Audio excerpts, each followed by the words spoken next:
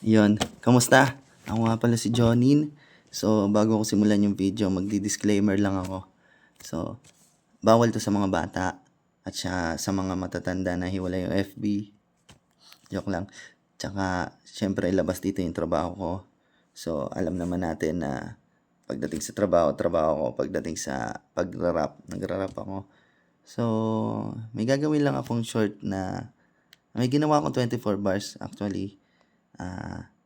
Hindi ko rin alam na ngayon pa pala ako babalik sa ganito para ang tagal ko hindi nagsusulat. So, ginising ako ng isang rapper kasi may dinis siya si Abra. Hindi ko nagustuhan yung pandinis niya. So, try ko lang. Hindi naman ako nagpapapansin sa kanya. Sagutin ko lang siya. Sana makarating sa kanya. Let's go.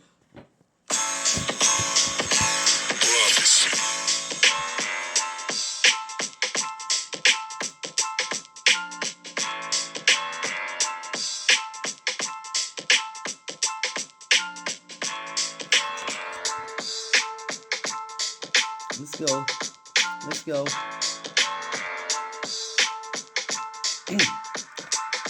Sige, sabihin na natin na matayan siya ng ina. Pero putang ina, kailangan pa ba yung sabihin pa? Kung anong kitid ng isip mo ay siyang laki ng iyong mata. Kapag ina mo namatay, ha ha ha ha, isa ka sa kinalampag nung siya ay nagbabalik. Kasalanan ba niyang may matagal ka ng inggit? Magle-flex ka pa ng SB mo at di siguradong anak. Pangulo nga ng battle rap, meron dyang iniambag. Ikaw tong nag-asin, so ikaw yung papansin. Hindi ka taga Quiapo, walang ubus magasin.